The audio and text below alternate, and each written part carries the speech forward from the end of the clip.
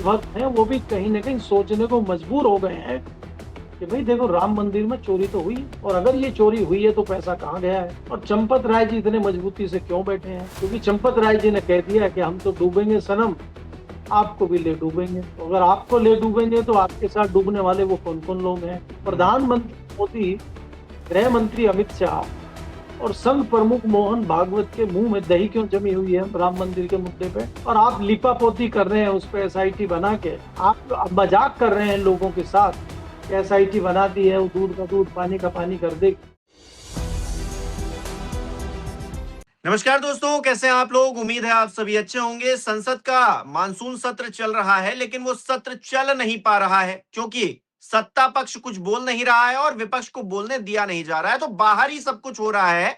अब राम मंदिर का मुद्दा एक बार फिर से जोर पकड़ रहा है। पेपर लीक के मामले में जिस तरह से सरकार पीछे गई, अपने शिक्षा मंत्री का इस्तीफा लेना पड़ा। हालांकि वो बेशर्मी भी देखिए कि संसद में शिक्षा मंत्री आते हैं और उनका स्वागत सत्कार किया जाता है, मानो उन्होंने कौन सा करिश्मा करके दिखाया है। अब राम मंदिर के मुद्दे पर पप्पू यादव हो या फिर अवधेश प्रसाद हो, समाजवादी पार्टी के नेता, वो लोग एक्ट कर रहे हैं, नौटंकी कर रहे हैं, ड्रामा कर रहे हैं वहां जाकर और दिखाने की कोशिश कर रहे हैं कि भारतीय जनता पार्टी का असली चेहरा है क्या। ये कहते हैं ये सनातनी है, ये कहते हैं ये हिंदुओं के रक्षक हैं, ये कहते हैं कि ये सबसे बड़े राम भक्त हैं, दूसरों को प्रमाण पत्र बांटते हुए घूमते हैं, लेकिन इनके ही रहते हुए, इनकी ही डबल इंजन सरकार में अयोध्या के अंदर भगवान श्री राम के मंदिर में चोरी हो गई, डकैती हो गई, चढ़ावा लूट लिया गया और जो जिम्मेदार है, जो ऊंचे पद पर बैठे हुए लोग हैं, जिनको सारी जानकारी थी, उनको छोड़ दिया गया है।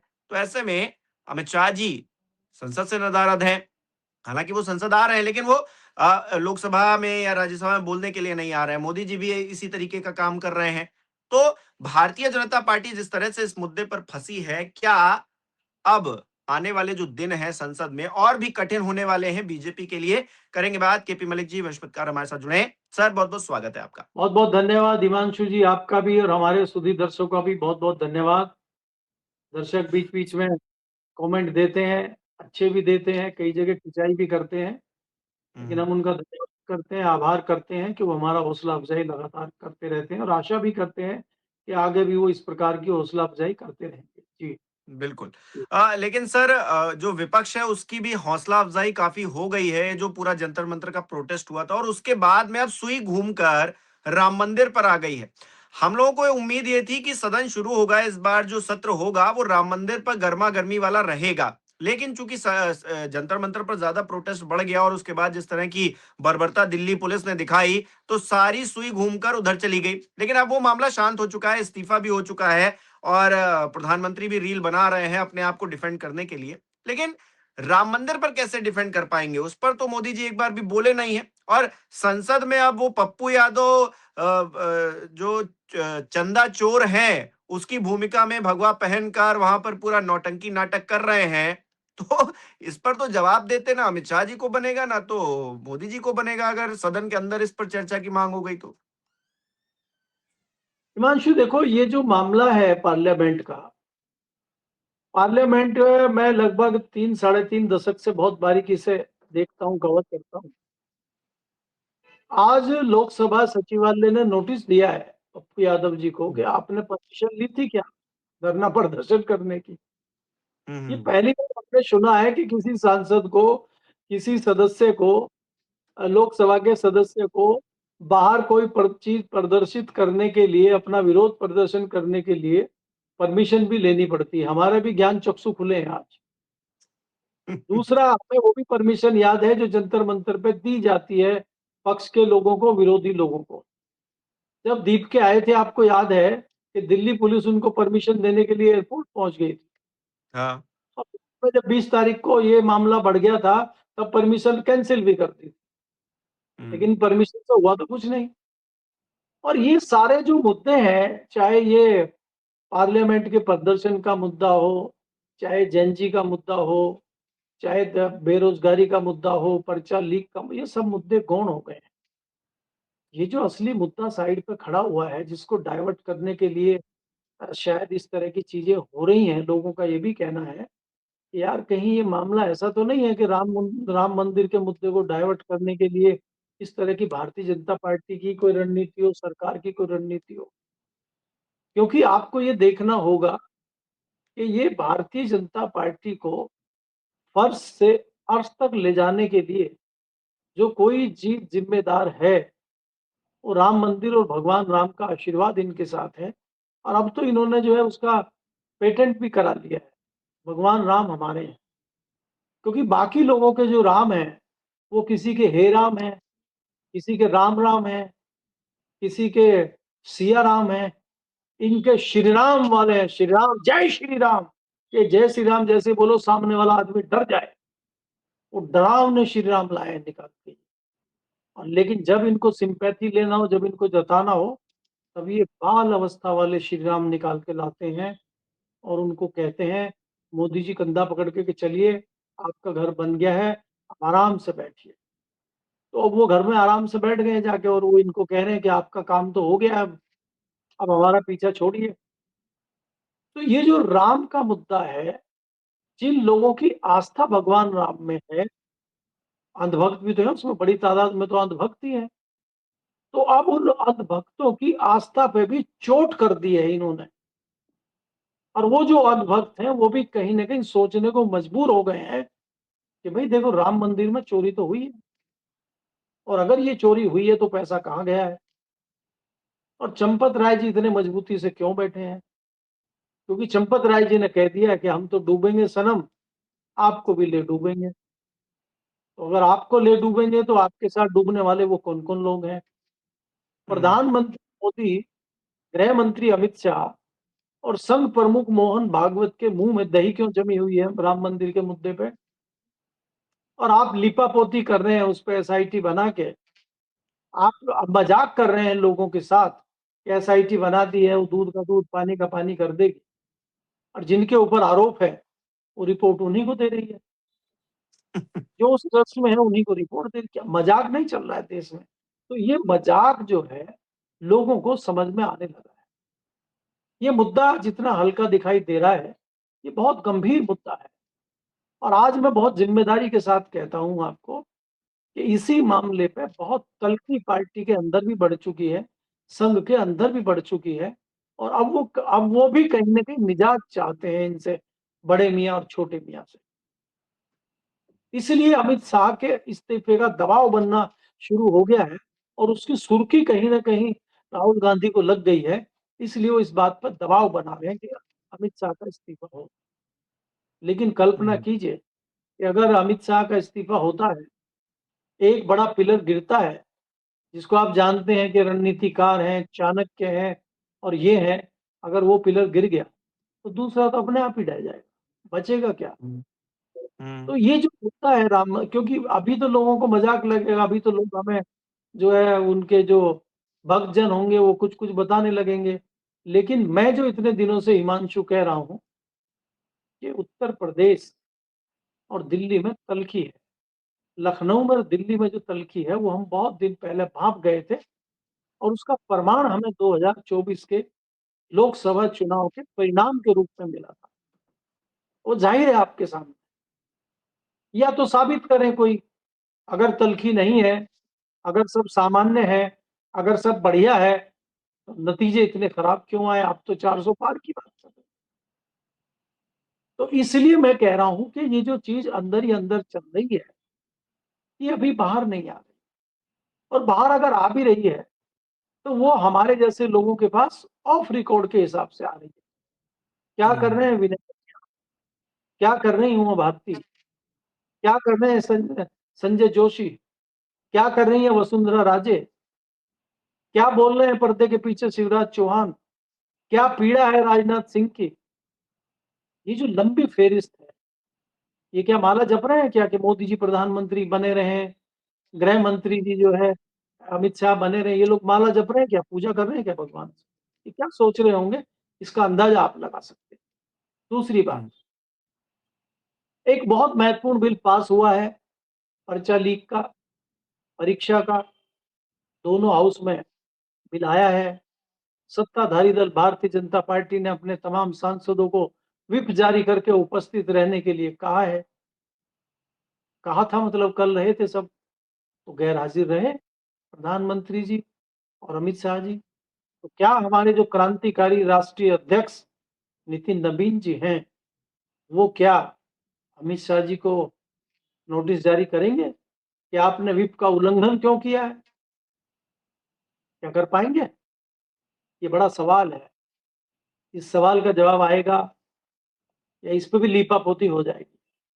तो ऐसे-ऐसे पेच फंसे हुए हैं कि जिससे ये अपने ही जाल में फंसते हुए नजर आते हम्म। हैं। और आप चाहे जितना कहें, चाहे वो भारतीय जनता पार्टी हो और चाहे वो संघ हो, संघ क्यों दबा हुआ है, भारतीय जनता पार्टी क्यों दबी हुई है? क्योंकि गिनती 2 के बाद तीसरी बढ़ ही नहीं रही।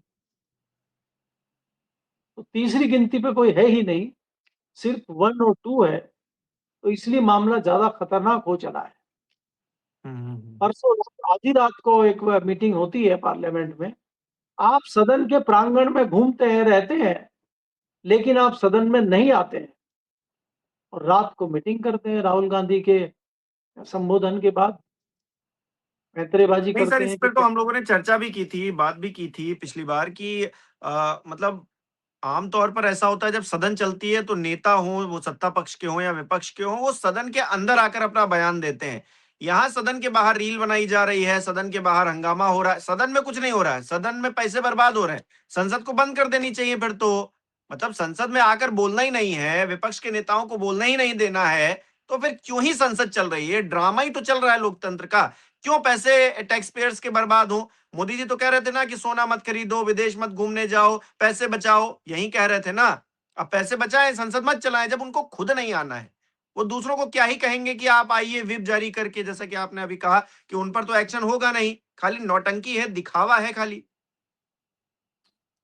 हिमांशु, ये देखो कि आज भी पार्लियामेंट एडजर्न हो गई है, लेकिन आज भी भारतीय जनता पार्टी के शासित कुछ राज्यों के मुख्यमंत्रियों को दिल्ली बुलाया गया है और उनसे पार्लियामेंट के प्रांगण में, पार्लियामेंट के ऑफिस में ही मीटिंग चल रही है, जिसमें गृह मंत्री भी हैं, प्रधानमंत्री भी हैं। उनसे क्या मंत्रणा कर रहे हैं आप? उड़ीसा के मुख्यमंत्री, छत्तीसगढ़ के मुख्यमंत्री, उनको आप क्या कह रहे हैं कि आंदोलन जो आपके यहाँ हो रहे हैं उनको कुचल दो? आप कहाँ-कहाँ रोकेंगे? क्या-क्या करेंगे? आप राहुल गांधी को सदन में कह रहे हैं कि विशेषा हनन नोटिस जारी करो इनको, उनको लपेटो। आप क्या नूरा कुश्ती कर रहे हैं? जो हाउस में बोलना चाहता है विपक्ष और विपक्ष के नेता, उनको आप बोलने नहीं दे रहे हैं। आपको हाउस में आके बोलना चाहिए, हाउस में बोल नहीं रहे हैं, आप बाहर जाके वीडियो बना के डाल रहे हैं जनजी स्टाइल में। और राहुल गांधी जो तथ्यों को रखना चाहते हैं, विपक्ष के नेता कुछ बोलना चाहते हैं, उनको आप बोलने नहीं दे रहे, किसी का माइक बंद कर दे रहे हैं, किसी को कह रहे हैं आपके पास सिर्फ 3 मिनट है। इतने गंभीर मुद्दे पे, इतने जरूरी मुद्दे पे खाली 3 मिनट किसी पार्टी का प्रतिनिधि बोलेगा? दूसरी बात यह है कि अब ये मामला बड़ा बन गया है। जिस प्रकार से मुख्य विपक्षी दल राहुल गांधी ने कहा है कि अमित शाह को जाना पड़ेगा, और जिस प्रकार से आप लगातार बच्चों के ऊपर एफआईआर कर रहे हैं, दिल्ली पुलिस कह रही हम कोई केस वापस नहीं लेंगे, सुप्रीम कोर्ट कह रहा है कि अगर परिस्थितियां ऐसी बनती हैं कि वो पैलेट गन चलानी पड़े तो उसका निर्णय लिया जा सकता है, तो उसका निर्णय कोई कैसे लेगा? परिस्थिति गंभीर है, इसका निर्णय कौन लेगा? और ये नहीं, मैंने कैसे एक जाएगा? वीडियो देखी सर ना, उसमें एक सिविल ड्रेस में, मतलब पुलिस वाले इधर उधर मारपीट कर ही रहे हैं, लाठीचार्ज कर ही रहे हैं, उस बीच एक सिविल ड्रेस में एक व्यक्ति है जो हेलमेट पहने हुए एक छात्र को पैर से पकड़ता है और जमीन पर पटक देता है। सड़क पर किसी को पटक देना, ये कौन सी कानून व्यवस्था आप बना रहे थे? कौन सी कानून व्यवस्था आप जो है वहां पर सही कर रहे थे? सवाल तो खड़े होते हैं, क्योंकि वो जो व्यक्ति है वो सीधे तौर पर खड़ा है, आप उसको सीधे जाते हैं, झपट्टा मारते हैं, गर्दन पकड़ते हैं, उसका पैर पकड़ते हैं और जमीन पर उसको धसक देते हैं। राहुल गांधी ने भी वो वीडियो कल शायद शेयर किया है।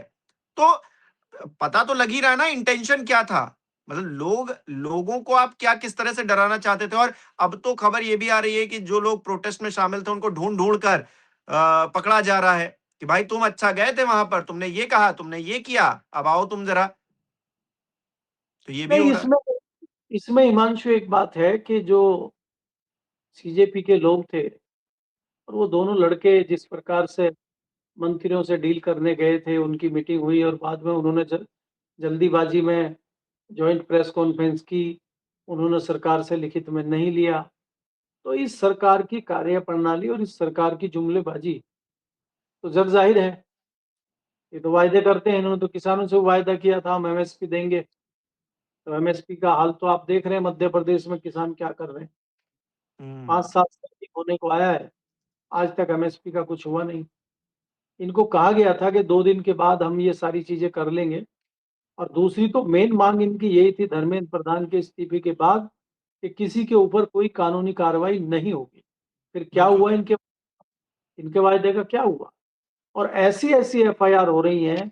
अब वो 25 साल की लड़की ने कोई अपशब्द कह दिया, उसके ऊपर एफआईआर करके ऐसा प्रचारित उस लड़की को किया जा रहा है कि उसके करियर को ही तबाह कर दो और उसको भक्तों को बता दो उसका फोटो और उसकी जानकारी देके, ताकि भक्तजन उसके घर पहुंच जाएं और उसके परिवार को और उसको प्रताड़ित करें। ये हम्म। क्या रणनीति है सरकार की?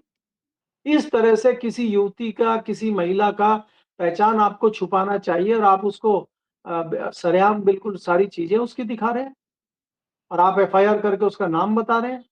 तो ये मंशा क्या है सरकार की? सरकार इन तमाम मुद्दों को करके चीजों को डाइवर्ट करना चाहती है, उलझाना चाहती है।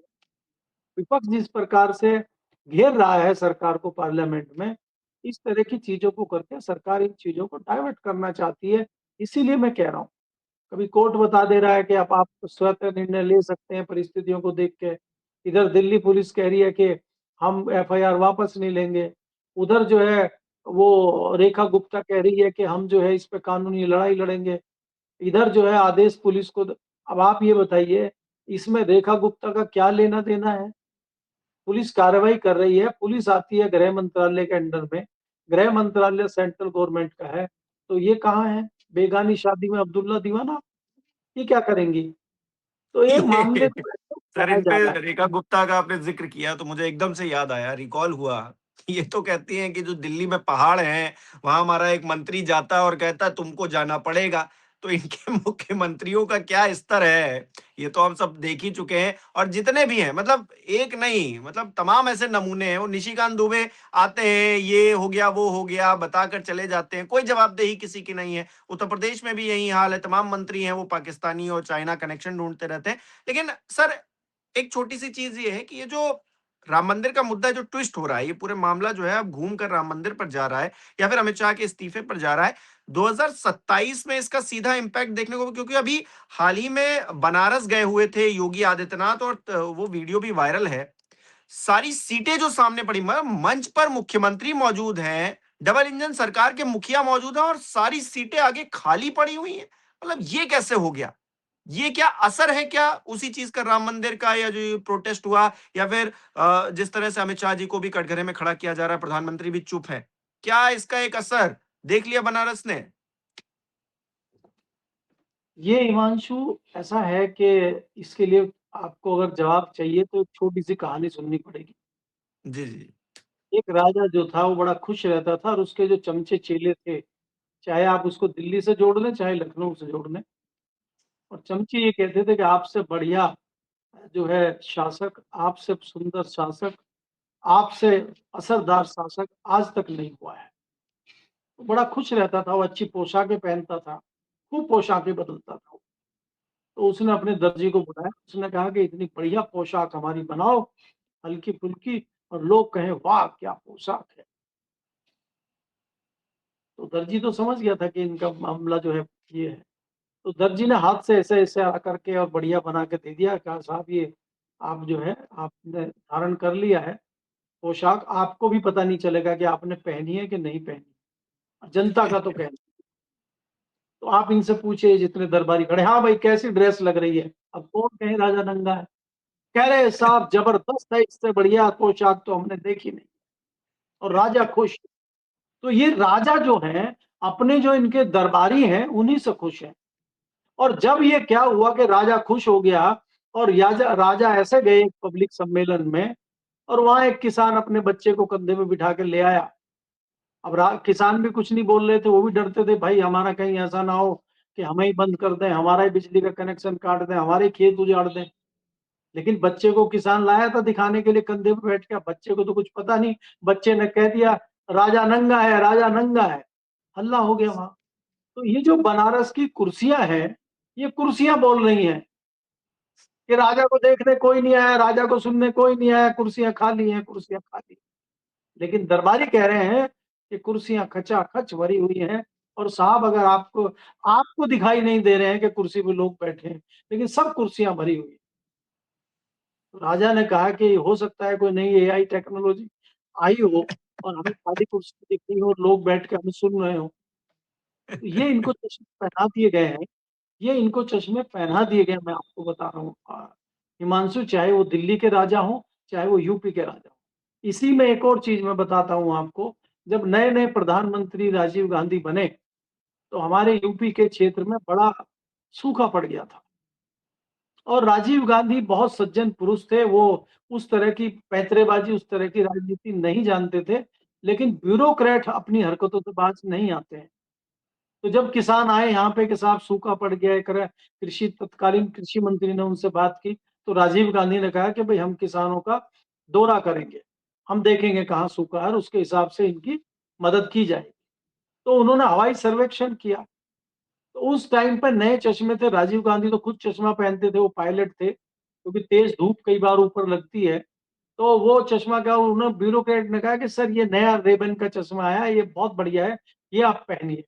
और रेबन के नए चश्मे जो आए थे पहले, आपको मुझे पता नहीं याद है कि नहीं, जब हम जवान थे तो हरे चश्मे आते थे वो। हम्म। तो वो चश्मा राजीव गांधी को पहना दिया, और वो बीच बीच में बोलते जाए, देखिए साहब सब हरा हरा तो है, कहाँ सूखा पड़ गया, कहाँ कहाँ, देखिए सारे पेड़ हरे खड़े हैं।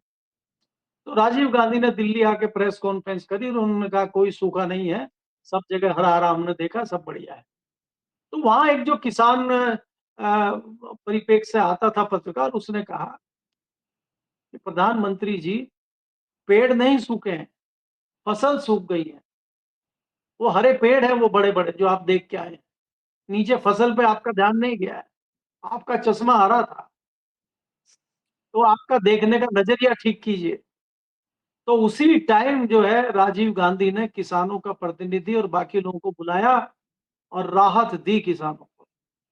तो कई बार ऐसा भी होता है कि आपके जो चारों तरफ राग दरबारी गाने वाले लोग हैं, तो वो वही जुमला कहते हैं जो मैं अक्सर आपको सुनाता हूँ कि राजा ने कहा ये रात है और रानी ने कहा ये रात है और ये सुबह सुबह की बात है। हाँ, तो राग बिल्कुल। दरबारियों की क्या है, राग दरबारी चल तो रहा है सारे चैनलों पे, राग दरबारी चल तो रहा है कई जगह, तो उस हम्म। राग में घिरे हुए हैं ये। तो ये राम मंदिर ही है जो उस राग दरबारी को खत्म करेगा और इनको हकीकत दिखाएगा। राग राजा जब दरबारी आपने चाहे, जिक्र किया सर, तो मैं दीपक चौरसिया का एक वीडियो बड़ा वायरल हो रहा है जिसमें वो दहिया के साथ बैठे हुए इंटरव्यू कर रहे हैं और कह रहे हैं तुम तो ध्रुव राठी के साथ काम करते हो। ध्रुव राठी तो प्रधानमंत्री नरेंद्र मोदी के एंटी काम करता है। तो उसने बोल दिया कि एंटी होना मतलब प्रधानमंत्री नरेंद्र मोदी की आलोचना करना या उनके एंटी कोई तथ्य रखना कोई गलत बात है क्या? तो वो फिर सीजेपी प्रोटेस्ट में पहुंच गए कि वहां गालियां दी जा रही हैं। वो मतलब जिस तरह की वार्तालाप सोशल मीडिया पर अंधभक्त करते हैं, उसी तरीके का वार्तालाप एक वरिष्ठ पत्रकार बैठकर एक व्यक्ति का इंटरव्यू कर रहा है, वो कर रहा है। मतलब ये देखकर बड़ी हैरानी होती है और चाटुकारिता की जो हद है हम सब तो देख ही रहे हैं सर। हिमांशु, ये जो है ये पत्रकार नहीं है, ये हुँ, पत्रकार तो देश में दरबारी है और कोई नई बात नहीं है ये। हुँ, जब वाजपेयी जी प्रधानमंत्री थे देश के, अडवाणी जी गृह मंत्री थे, तो तब से राग दरबारी ये कर रहे हैं। और इन्हीं की वजह से जो पत्रकार प्रधानमंत्री के साथ जाते थे, वाजपेयी जी के साथ, इन्हीं के कारण बंद हुआ था उनका जाना, क्योंकि आज तक में थे। और आज तक ने सबसे पहले उनको छोटे कैमरे पकड़ाए थे बड़े कैमरे छीन के, क्योंकि पहले तो अलग टीम जाती थी, कैमरामैन होता था, उसका असिस्टेंट होता था, बड़े कैमरे होते थे। बाद में छीन के इन्हीं के हाथ में कैमरा पकड़ा दिया गया इस तरह के लोगों के, जाओ खुद शूट करो। तो ये वाजपेयी जी के साथ गए, उनके हवाई जहाज में गए, उनकी सारी सुविधाएं ली और उन्हीं के खिलाफ स्टोरी बना के चला दी आज तक। तब से डिसीजन हुआ कोई भी निजी इस तरह के पत्रकार नहीं जाएंगे प्रधानमंत्री के साथ, जिनको अलग से जाना चाहिए। एक तो ये करिश्मा किया था इन्होंने। अडवाणी जी की ये ज्यादा चमचागिरी करते थे, और जिस प्रकार से आज तथाकथित दूसरे पत्रकार दूरदर्शन में मलाई चाट रहे हैं, इन ये दूरदर्शन में मलाई चाटते थे उस टाइम। और बेशर्मी इनकी देखिए कि जब सत्ता 2004 में बदली, तो इन्होंने अपने आप नहीं छोड़ा। इनको लात मार के वहां से निकाला गया। तो ये तो है। अब छाछ तो बोले सो बोले, ये छलनियां भी बोल रही हैं इस तरह की। तो आप ये बताइए कि जो जो जिनके इतने सारे प्रमाण हो राग दरबारी के, चमचागिरी के, अभी इन्होंने कौन सी ये की है? अगर आप कुछ कर भी रहे हैं तो कम से कम ऐसा प्रदर्शित तो मत कीजिए। लेकिन भाई यहाँ तो बेशर्मी है। जो जितना बड़ा बेशर्म है वो इतना बड़ा पत्रकार है। जो जितना बड़ा भ्रष्टाचारी, जितना बड़ा दुराचारी, जितना बड़ा झूठ बोलने वाला है, वो उतना ही बड़ा नेता है।